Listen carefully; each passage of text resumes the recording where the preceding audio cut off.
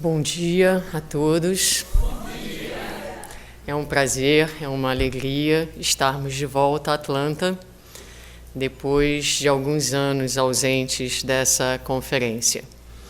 E hoje, para falarmos sobre a lei de causa e efeito, caminho e construção da felicidade. As religiões atuais, elas têm o objetivo de fazer com que o homem se reconecte com o Criador e encontre o caminho da felicidade. São todos e todas as religiões caminhos abençoados, caminhos múltiplos. Não há um só caminho que nos leve a essa reconexão e a esse encontro com a felicidade. No entanto, a doutrina espírita nos apresenta, através das obras da codificação, deixa eu ver se isso aqui funciona. Aqui. Através das obras da codificação, uma explicação única, uma explicação detalhada dos rumos, dos passos, quase como que um mapa mesmo, que nos guia de forma consciente à conquista desse estado de felicidade. E não precisamos ir buscar muitos livros para o entendimento deste caminho, deste processo.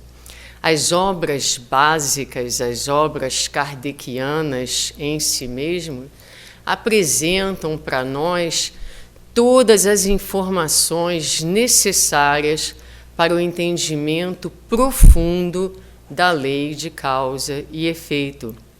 As obras complementares vão, então, ilustrar estes conceitos, acrescentando algumas dimensões outras, mas se estudarmos, se nos aprofundarmos no entendimento de Kardec, teremos aí a base segura para a construção da nossa felicidade. Então, a nossa proposta na manhã de hoje é mostrar a vocês, num primeiro momento, como que dentro da própria obra, o Livro dos Espíritos, nós vamos ali encontrar um entendimento de Deus, das suas leis, e vamos, a partir daí, entender também um pouquinho o conceito dos empréstimos, das bênçãos que Deus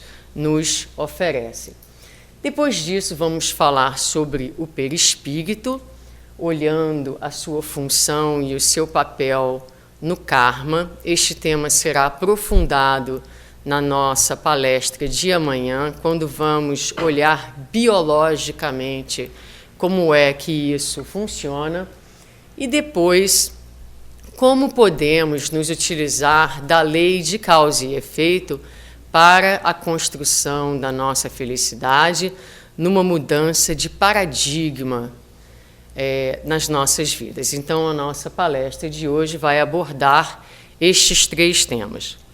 Vamos começar, então, com a primeira parte, que nos fala de Deus e dos seus empréstimos. Muito bem.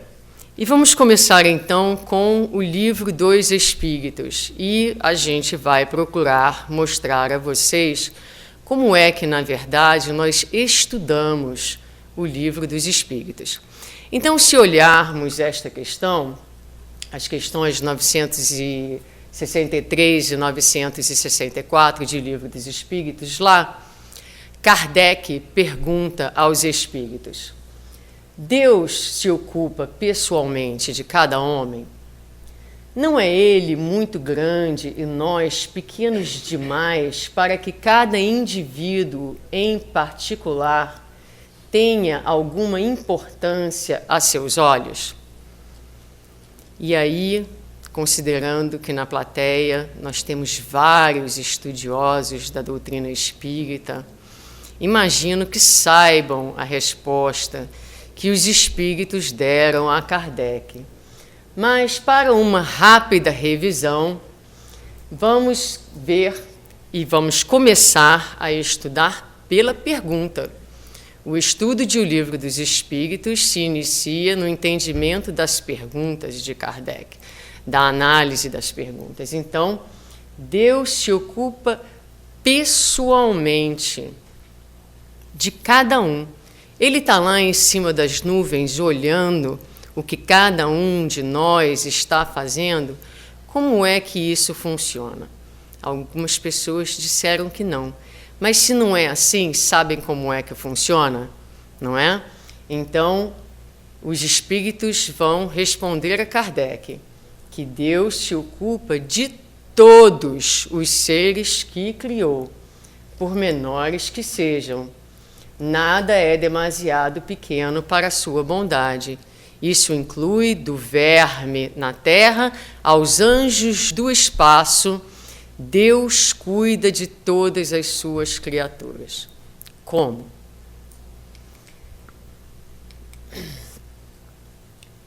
E aí, Kardec, intrigado, continua. Há necessidade que Deus se ocupe de cada um de nossos atos para nos recompensar ou punir? A maioria desses atos não é insignificante para Ele? Será que cada um de nossos atos, Deus se ocupa com eles? E os espíritos vão então responder: Deus tem suas leis que regulam as vossas ações. Se as violais, a culpa é vossa.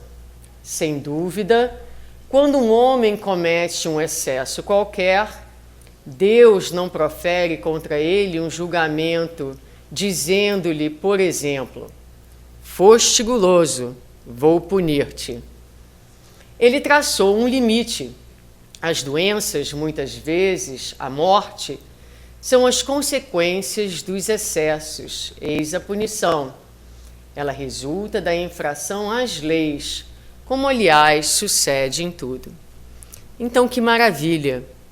Deus, e a gente vai vendo a riqueza, a gente quis colocar o texto na íntegra para a gente apreciar a riqueza das informações oferecidas pelos espíritos a Kardec. Então, Deus, de fato, não está no alto de uma nuvem a nos observar, mas Deus criou leis tão poderosas, tão amorosas e tão perfeitas que elas regem as nossas existências no seu cuidado, no seu amor de Pai, desejoso de nos ver a todos no caminho reto que leva à paz e à felicidade. Então ele estabelece no universo como um todo leis perfeitas e magnânimes que vão nos conduzir. Toda vez, então, que nós violamos estas leis, por um excesso, por um descuidado, por um ato de desamor, teremos as consequências, porque as leis traçam limites.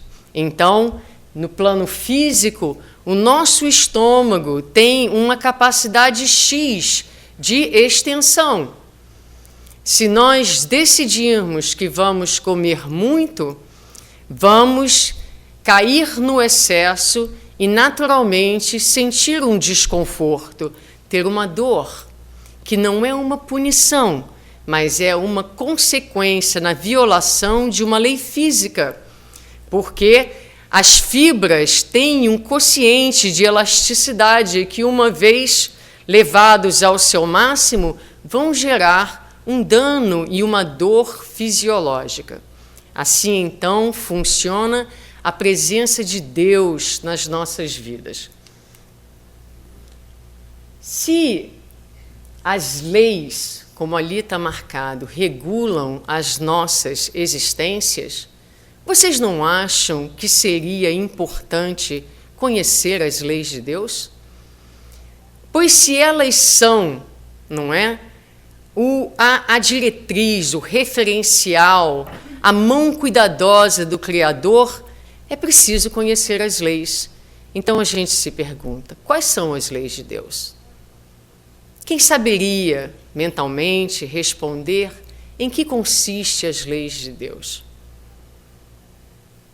Mas está lá no Livro dos Espíritos, não é? Bem definido. Todas as leis da natureza são leis divinas, visto que Deus é o autor de todas as coisas. Então, os Espíritos começam nos dizendo que as leis da natureza são as leis de Deus. Tá bom, mas o que isso significa exatamente? Um pouco vago, não é? E aí os Espíritos vão dizer: há as leis naturais, que vão traçar os limites físicos, mas há também as leis morais. As leis morais vão traçar os limites da vida de relação, na nossa vida social, do bem viver, do relacionar. O sábio, o cientista, estuda as leis da matéria, a lei da física, a lei da química, a gravidade, o magnetismo, que são todas leis divinas. Leis que regem não só as relações da matéria, mas também as nossas relações. A lei de atração que une as moléculas do mineral é a mesma lei de atração que nos traz juntos neste ambiente no dia de hoje. O homem de bem estuda as leis da alma. Então, o conhecimento da lei de Deus implica no conhecimento das leis da matéria, as leis físicas, e no conhecimento das leis morais, porque são as leis morais que vão nos ajudar a viver sem violarmos o espaço do outro e sem violarmos a nossa própria integridade, o nosso próprio ser. E continuam, então, os Espíritos a nos esclarecer. Entre as leis divinas, algumas regulam o movimento e as relações da matéria bruta. São as leis da física, cujo estado pertence ao domínio da ciência. As outras dizem respeito especialmente ao homem em si mesmo e às suas relações com Deus e com seus semelhantes. Abrangem tanto as regras da vida do corpo quanto as da vida da alma, são as leis morais.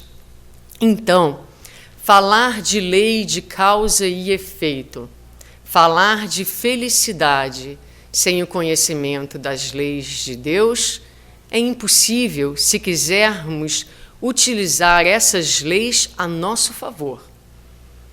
Porque estamos todos submetidos a esta lei e lá fora muitos vivem ignorantes da lei, sofrendo os impositivos da lei, passando por sofrimentos que muitas vezes poderiam ser evitados se as criaturas tivessem o conhecimento da lei que impõe os limites e a mão amorosa de Deus a nos guiar rumo à luz.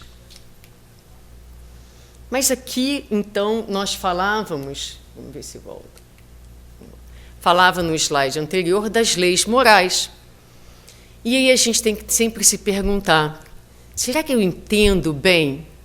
Porque Kardec fala que há leis físicas e os espíritos, há leis físicas e há leis morais. Mas o que a gente entende das leis morais? E Kardec mesmo perguntou aos espíritos, que definição se pode dar da moral? E aí a gente vai, dessa forma, quando estuda o Livro dos Espíritos, quebrando as perguntas, focando nas palavras, e vamos perceber que dentro do próprio Livro dos Espíritos, indo e vindo, nós vamos ter a capacidade de aprofundar o tema que estamos estudando. Então, os espíritos vão responder: a moral é a regra do bem proceder, isto é, distinguir o bem do mal. Funda-se na observância da lei de Deus. Repara que em diversas partes do Livro dos Espíritos fala-se da importância da observância da lei de Deus. O homem procede bem quando faz tudo pelo bem de todos, porque então cumpre a lei de Deus. Parece uma resposta óbvia. Será? Será que a gente entende a dimensão desta resposta? Então, distinguir o bem do mal. Será que é fácil a gente distinguir o bem do mal? Não, nem sempre. Muitas vezes as nossas ações são ações em que pensamos estar fazendo bem, quando, na verdade, não necessariamente assim o é. Então, Kardec também fica intrigado com essa questão. Então, vejam bem que de uma questão, de uma resposta, nós tiramos um pedacinho e vamos buscar o esclarecimento daquele pedacinho numa outra parte. E aqui, então, Kardec pergunta, mas essa história de bem e mal é relativa, não é? Então, ele pergunta aos espíritos, o homem não pode enganar-se na apreciação do bem e do mal e crer que faz o bem quando, em realidade, faz o mal? E o que os espíritos respondem a Kardec? Eles vão dizer, Jesus vos disse, vede o que gostaria que vos fizessem ou não fizessem.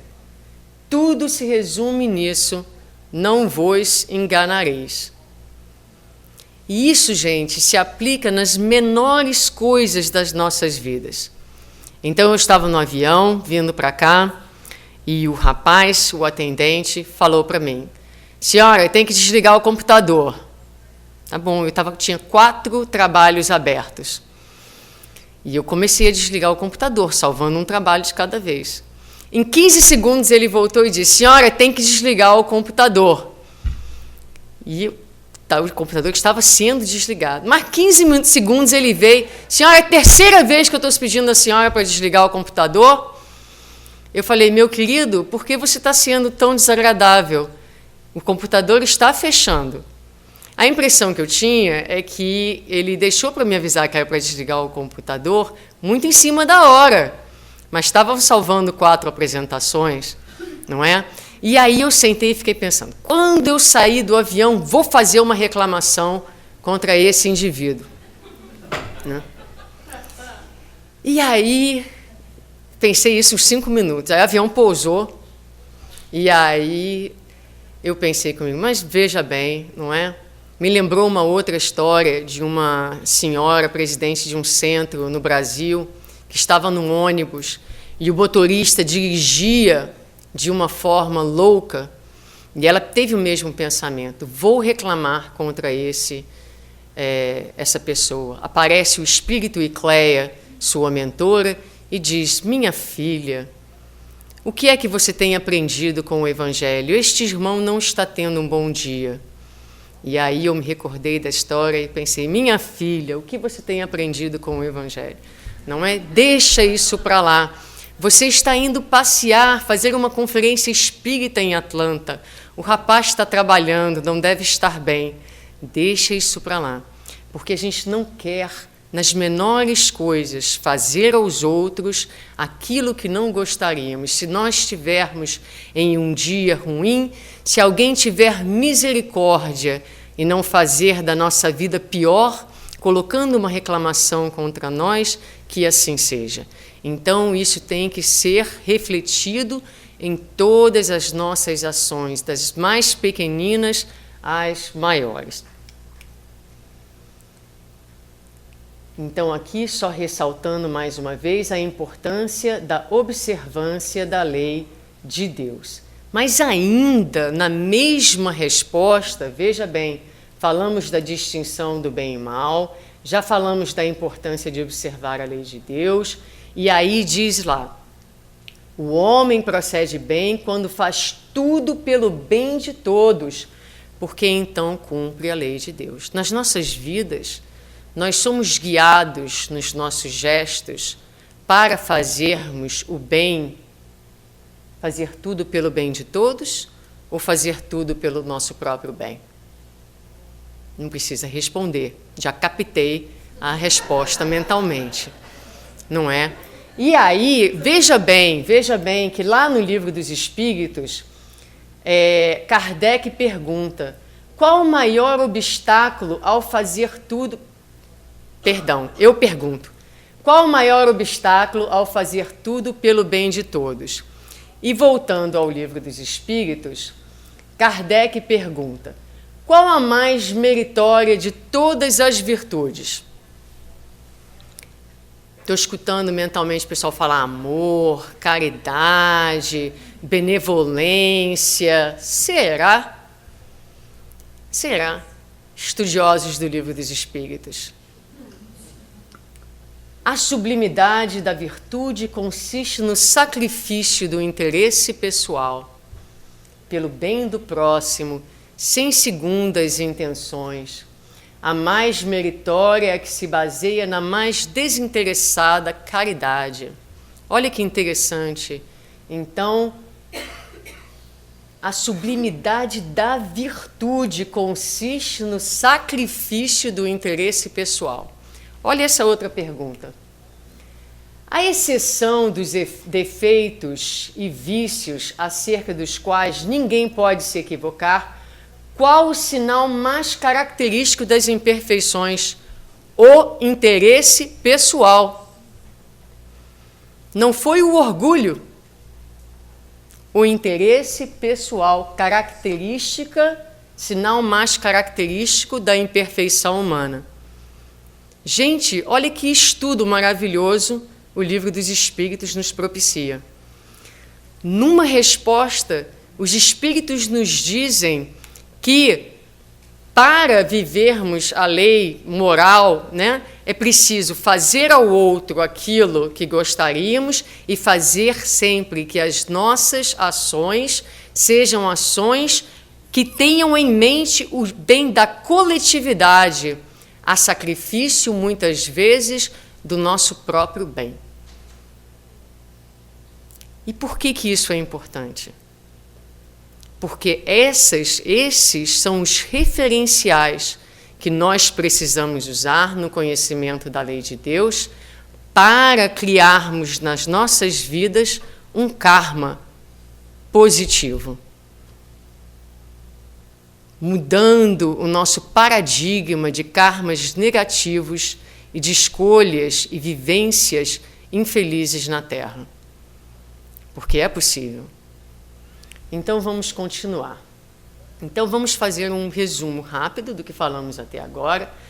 Até agora, terminamos a primeira parte, onde nós fizemos um rápido estudo das leis de Deus, entendemos agora em que consistem as leis de Deus, entendemos que elas traçam limites e é desta maneira que Deus cuida de nós.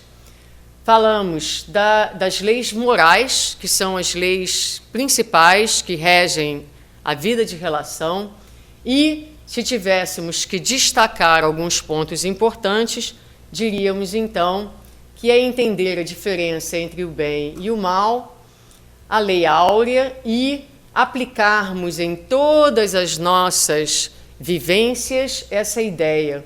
Será que a minha ação hoje, no centro espírita, no movimento espírita, reflete este pensamento? Eu tenho uma ideia, mas será que essa ideia é realmente o melhor para todos nesse momento? Dentro das nossas relações familiares, será que o que eu quero é o melhor para mim ou o melhor para minha família? Para manter a paz na minha casa? Porque muitas vezes a gente bate o pé para impor o nosso ponto de vista, roubando a harmonia do nosso lar. Quando valeria a pena deixar ser de outra forma, para manter a paz, para manter a tranquilidade da casa, dos filhos, do casamento, do centro, onde quer que nós estejamos. Muito bem. Então, vamos falar agora rapidamente dos empréstimos. porque é uma ideia interessante. É preciso que nós entendamos que tudo que nós temos, mas, gente, absolutamente tudo, é um empréstimo de Deus. E se quisermos usar a lei de causa e efeito a nosso favor, é preciso termos esta consciência para que possamos nos utilizar destes empréstimos com responsabilidade, sem criar débitos, sem criar dificuldades no nosso caminho. Eu peço perdão, vou ler um trecho de um livro, do livro de Manuel Filomeno de Miranda, que não conseguiria colocar com as minhas próprias palavras. Então, são 3 slides que nós vamos ler bem devagarinho, para vocês poderem acompanhar também. Todos os valores da vida, desde as mais remotas constelações à mais mínima partícula subatômica, pertencem a Deus.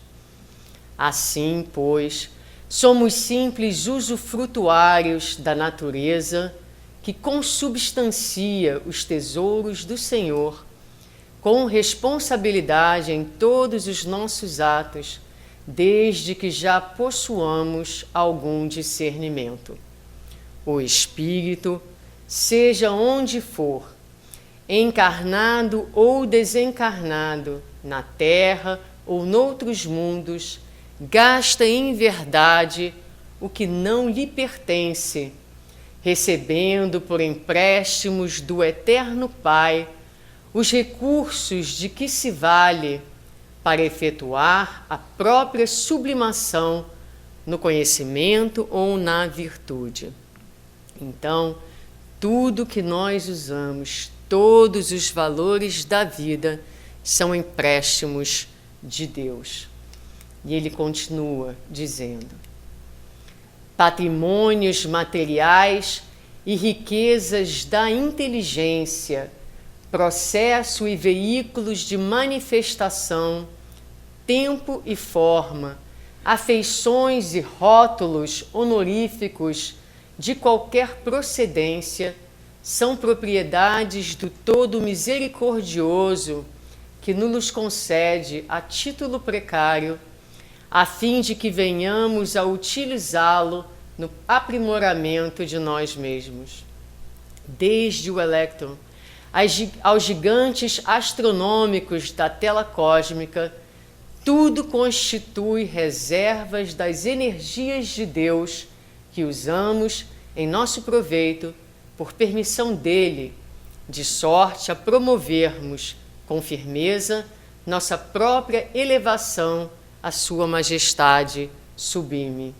Então, tudo que temos, a nossa inteligência, o tempo, o ar, os títulos, tudo que temos, tudo que conseguimos por empréstimo do Pai, porque Ele nos concede os recursos para que assim possamos caminhar rumo à perfeição. Dessa maneira, é fácil perceber que, após conquistarmos a razão, de tudo se nos pedirá contas no momento oportuno, mesmo porque não há progresso sem justiça na aferição de valores. Então, para nós que já estamos dentro da doutrina, com a consciência da importância da vida, do tempo na Terra, quanto mais consciência, mais responsabilidade no uso que fazemos destes valores, destes empréstimos de Deus.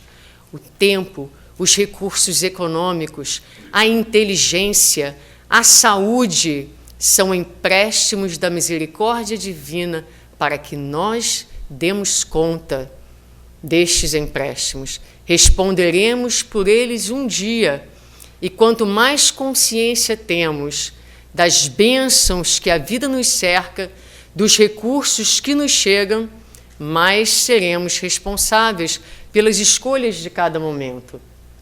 E aí continua: no uso ou no abuso das reservas da vida, que representam a eterna propriedade de Deus, cada alma cria na própria consciência os créditos ou débitos que lhe atrairão inelutavelmente as alegrias e dores do caminho.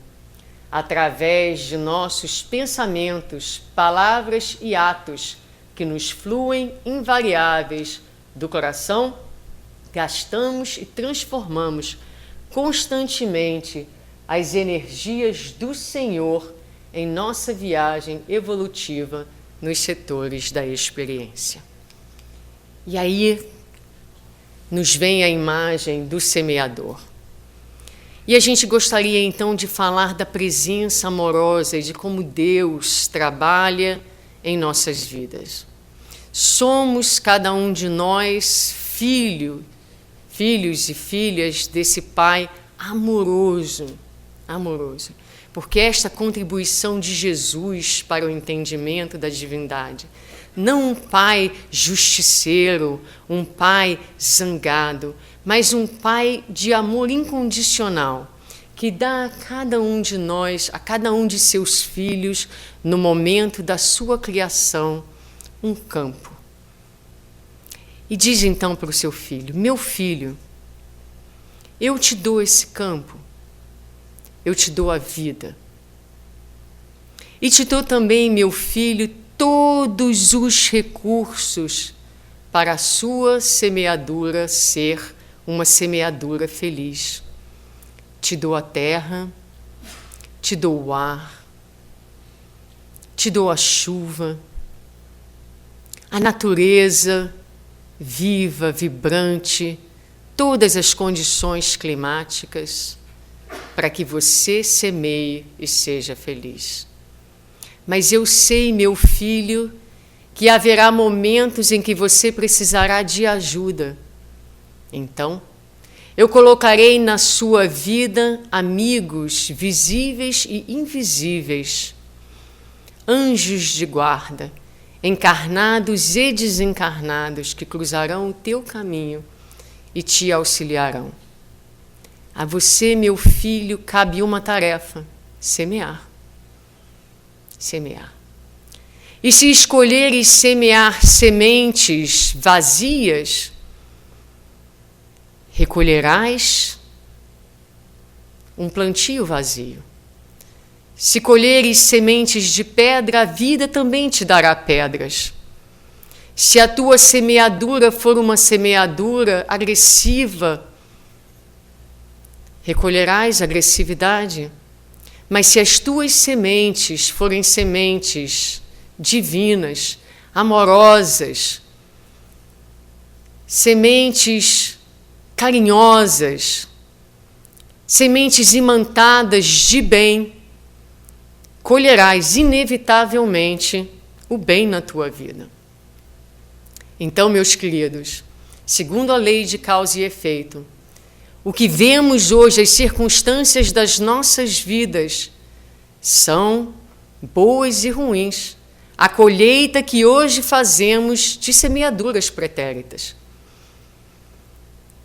Não por uma punição, não por um castigo de Deus, mas como vimos, Deus, a presença de Deus e a presença do amor, através de leis amorosas, que buscam unicamente a reabilitação da criatura, a saúde do ser. Então o Espiritismo, de forma brilhante, retira da religião, da religiosidade, toda e qualquer concepção de punição, fazendo-nos entender, através da lei de causa e efeito, a presença amorosa de Deus e a nossa responsabilidade como filhos, cujo papel é semear e construir, artífices que somos, cada um de nós, da nossa própria felicidade. Muito bem. Vamos ver então agora o papel do karma, passando para a segunda parte. I hope karma slaps you in the face before I do. É interessante, os tradutores não precisaram traduzir, e todo mundo parece que entendeu. Então, é interessante porque os espíritas, conhecedores da lei do karma, e muito generosos e compassivos dizem: eu te perdoo, mas espera que amanhã a vida, não é, vai te ensinar. Nessa fala, na verdade, existe uma energia hostil. Não é uma energia de amor, é uma energia de hostilidade, porque a energia amorosa diria algo assim: que pena que você ainda age assim. Eu sinto imensamente pelo sofrimento, que eu gostaria que fosse evitado, e eu torço para que você desperte e para que você perceba e mude a sua ação. A gente torce pela felicidade do outro e não pela desgraça do outro, não é? Mas a nossa concepção de karma, geralmente, é uma concepção negativa. Mas será que existe karma positivo? Não é? O good karma, como diz aqui. Então, no livro Ação e Reação, os espíritos nos ensinam que, na verdade, a palavra karma, ela significa ação. Então, pode ser uma ação boa, como pode ser uma ação ruim. E os espíritos vão dizer, então, eles falam da palavra karma para os hindus e diz que para nós, espíritas, expressará a conta de cada um, englobando créditos e débitos, que em particular nos dizem respeito. É a conta do destino criada por nós mesmos. Então, cada um de nós tem uma conta no banco do universo. Sabem que planeta fica esse banco? Planeta nenhum, está aqui, não é? A gente carrega em nós mesmos essa conta. Cada vez que fazemos um ato negativo, violando as tais das leis, é como se fizéssemos um débito na nossa conta. E cada vez que agimos amorosamente, não é? Como eu, que não fui lá fazer reclamar contra o moço, não é? Lutando contra os meus próprios instintos inferiores, porque dizem os espíritos que há mérito quando nós não somos ainda perfeitos, mas se lutamos contra a nossa inferioridade, nesta luta há mérito. Então, quando nós conseguimos fazer ações generosas, é como se fizéssemos um depósito na conta divina. E o objetivo, então, é evitar a falência. Evitar a falência moral, evitar a falência espiritual.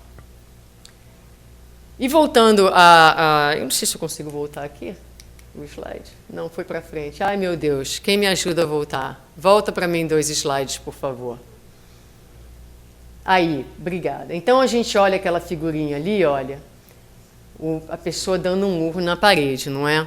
A gente pode dar murro na parede, mas lembra de uma coisa, a parede vai dar um murro em você também. É automático. A força que você manda na direção da parede, ela volta para dentro de você mesmo. Então, disso nos fala a lei de ação e reação. É importante entender essa lei dentro do contexto da lei de causa e efeito. Muito bem, agora vamos em frente. E aí, aqui também no Livro dos Espíritos, há essa passagem na questão 1009, não é, a questão ali ficou errada, não é 893 não, é 1009, de O Livro dos Espíritos. Eu só sei porque é uma das minhas questões preferidas do Livro dos Espíritos. Eu sei só umas 3 ou 4 de cabeça.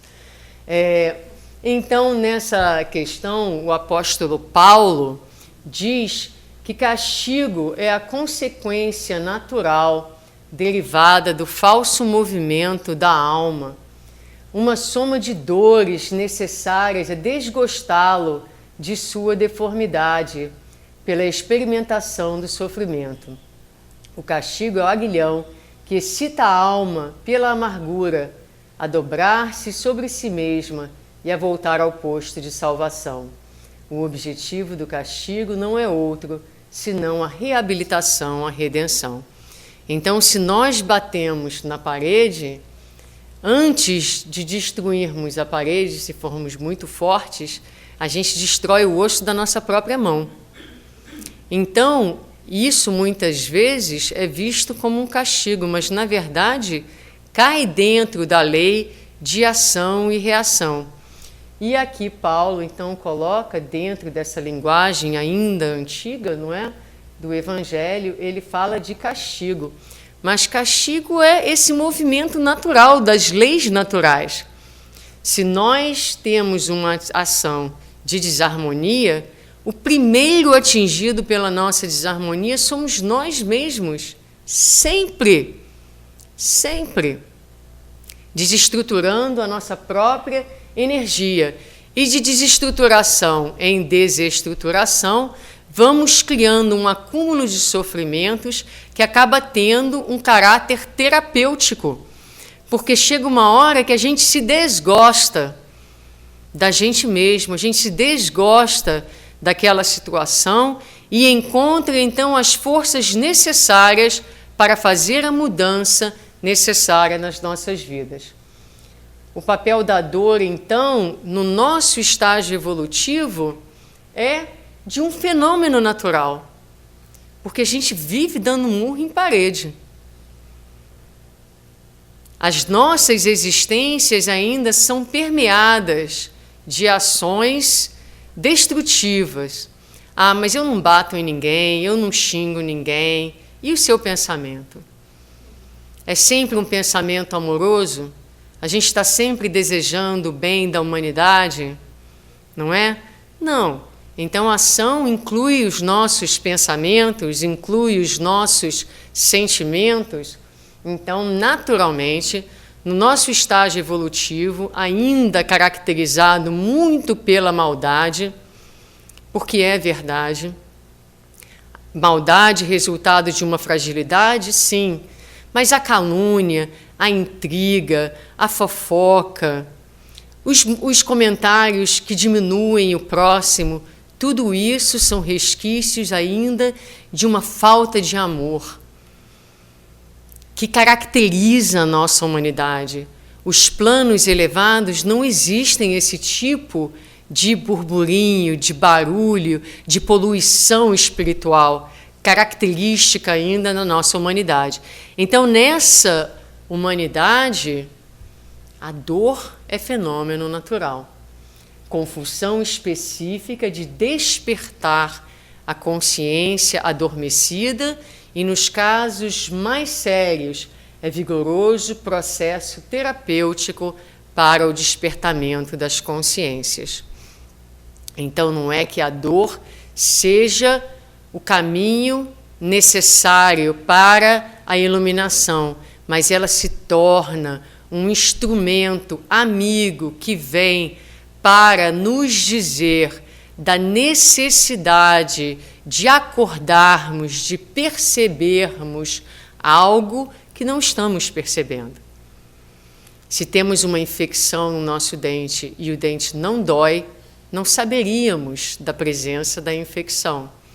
Então a dor é amiga, porque ela nos diz, vai ao dentista. Porque a infecção, quando não tratada, mata. A dor moral faz a mesma coisa. A dor moral diz, revê os teus comportamentos, revê as tuas relações, revê os teus sentimentos, porque há alguma coisa que precisa ser melhorada. Há uma área tua que precisa de tratamento, que precisa de amor. Busca um médico, o médico das almas, busca a Jesus para encontrar dentro do seu evangelho e das suas virtudes o tratamento necessário para apaziguar as dores da alma. E o papel do perispírito, então, nesse processo, como dissemos, amanhã vamos falar de forma bem mais profunda sobre o papel do perispírito. Olha essa passagem que se encontra no livro de Manuel Filomeno de Miranda, o livro que vamos falar amanhã dos transtornos psiquiátricos e obsessivos. O ser real pode mudar de domicílio carnal várias vezes, mas onde quer que vá, leva consigo o material e o mobiliário que lhe constituirão a nova habitação.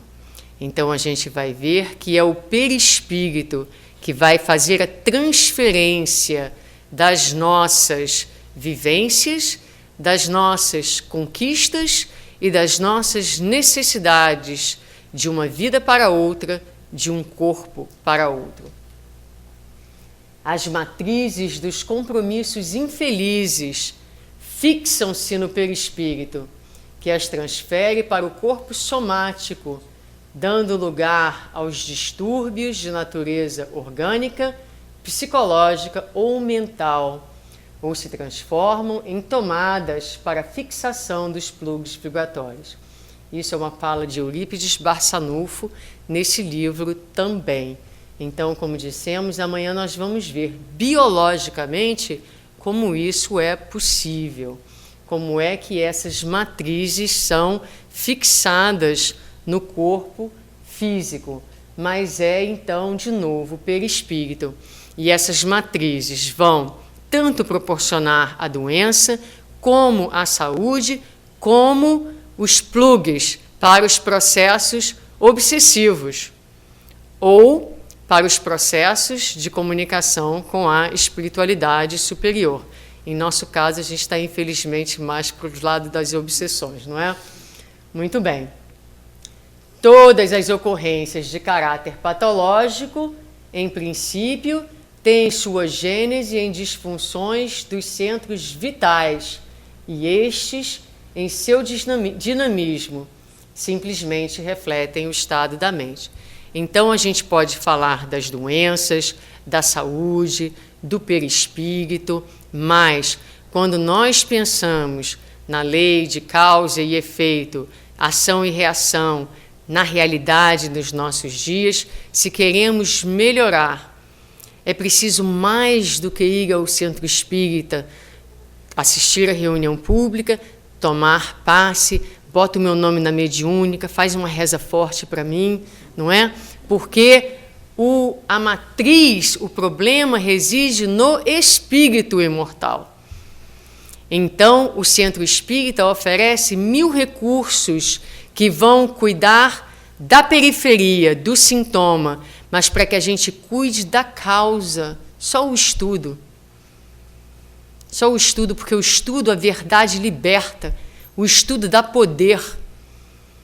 Quando a gente entende, quanto mais a gente entende, quanto mais a gente estuda, mais esse material cognitivo vai entrando no nosso psiquismo, nas nossas entranhas físicas, de tal forma, isso entra dentro da gente, que vai ficando impossível remar contra a correnteza, nos atos costumeiros de rebeldia da alma humana, que, sabendo melhor, ainda assim opta pelos caminhos que não levam necessariamente à felicidade.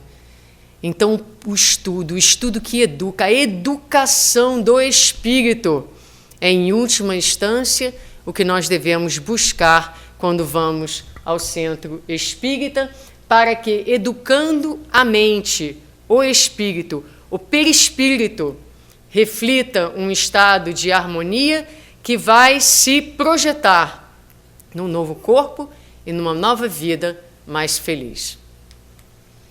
Muito bem, no último pedacinho, 6 minutos e 18 segundos, para fecharmos com a felicidade, não é? Estamos bem no tempo. Então, vamos lá. Olha aqui, o objetivo reencarnatório, então, aquele gráficozinho é onde nós estamos hoje. O preto são as nossas desarmonias.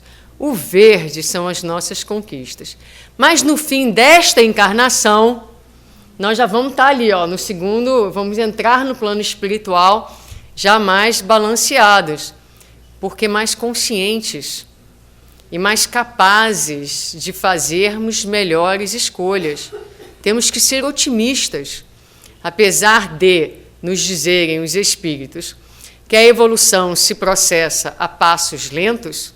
Uma vez, divido com vocês, um espírito mentor me dando uma orientação espiritual, de encorajamento, disse para mim: minha filha, você está indo bem, vemos pontinhos de luz acendendo no seu coração, nesta evolução a passinhos de tartaruga.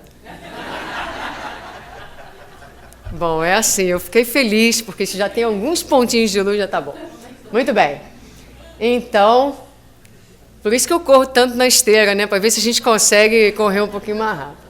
Mas, então, pensamento equilibrado, harmonizado com o bem, significa fluxo normal de energia vital sob o comando dos centros de força, traduzindo de consequência, regularidade fisiológica. Então, o bem-estar físico vem, como nós dissemos, da busca do pensamento equilibrado e das nossas energias voltadas para o bem. Como vamos construir um karma positivo, fazer essa mudança de paradigma? Então, Emmanuel, na introdução deste livro, diz: o bem constante gera o bem constante.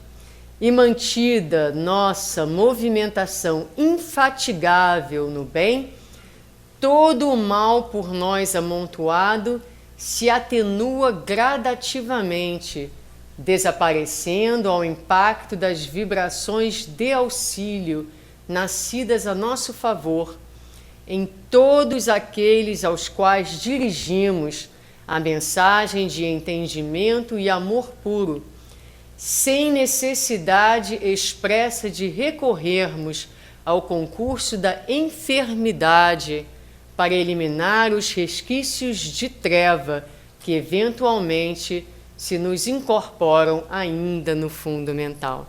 Gente, isso é uma beleza. É uma beleza. E aí vocês veem a importância de lermos, porque há verdadeiras pérolas, verdadeiros tesouros na literatura espírita. É preciso adotarmos o hábito de ler, que nutre a nossa alma, que modifica o nosso estado vibratório, que nos enche de esperança, que nos inspira a sermos melhores. Então veja o que dizem os espíritos.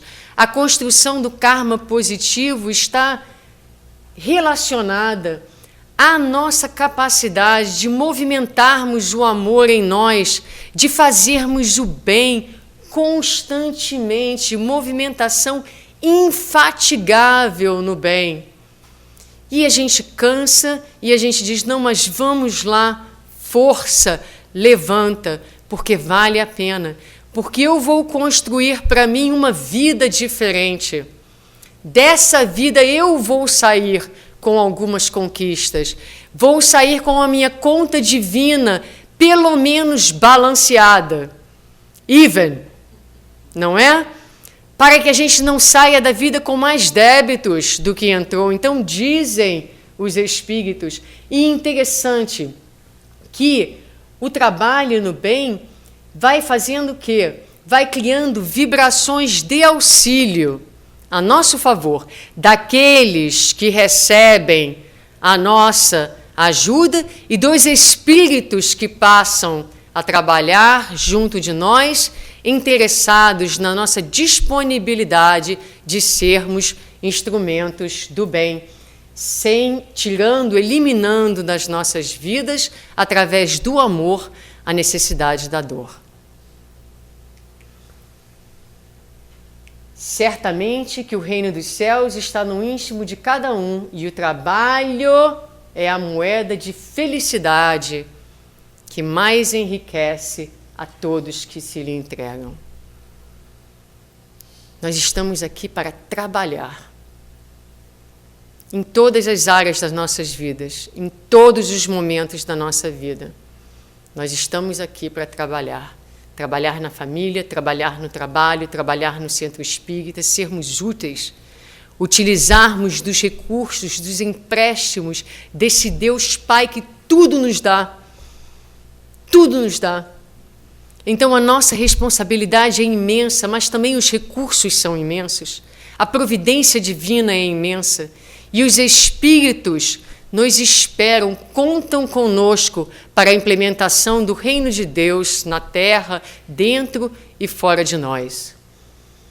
Então nós vamos terminar citando essas duas figuras sublimes, Bezerra de Menezes e Eurípides Barçanufo, como referenciais de espíritos trabalhadores e como uma ilustração de como o trabalho no bem cria esses vínculos superiores desses espíritos angelicais que vêm ao nosso auxílio. Então, narra o espírito Bruno, no livro Transtornos Psiquiátricos e Obsessivos, capítulo 4, que Bezerra de Menezes foi, em uma de suas vidas, por volta de 200 anos depois de Cristo, um espírito, um cristão, que morreu nos circos, nas arenas, por amor a Jesus. E depois desta encarnação, teve várias outras encarnações como discípulo amoroso e dedicado do Cristo, a quem um dia pediu a Maria de Nazaré, mãe de Jesus, a permissão de continuar trabalhando nas terras brasileiras a favor do Espiritismo, ganhando da Mãe de Jesus a concessão, a proteção e o auxílio para o seu trabalho, pelos méritos conquistados de amor a Jesus. Também o espírito Eurípides Barçanufo, por volta do ano 300 depois de Jesus, é crucificado por amor ao Mestre. Levado a ferros para o cárcere, ele divide ali com anciãos, com crianças, com mulheres, a dor que levou muitos daqueles companheiros à loucura. E quando ele, Eurípides, na época, numa outra vida, está dentro do circo, ele ali é colocado e as feras não o atacam. Ele se ajoelha e diz ao Senhor: Senhor, concede-me a honra deste sacrifício. E assim que ele faz, as feras atacam e ele desencarna. Mobilizado pela dor que levou tantos à loucura, ele então começa o trabalho hoje conhecido a favor dos pacientes psiquiátricos, recebendo também de Maria de Nazaré a bênção, a proteção para a continuidade dos seus trabalhos. Espíritos valiosos que conseguiram, através do seu mérito, do seu amor a Jesus, me faltou a palavra, do seu amor a Jesus, o suporte de Maria de Nazaré. E nós também, meus queridos, podemos, através das nossas ações, podemos, através das nossas escolhas, irmos angariando estes amigos espirituais que estão junto a nós para nos ajudar, para nos proteger, fazendo então essa mudança de paradigma, construindo karmas positivos, usando a lei de causa e efeito a nosso favor para vivências mais felizes num mundo que será também mais feliz. Muito obrigada.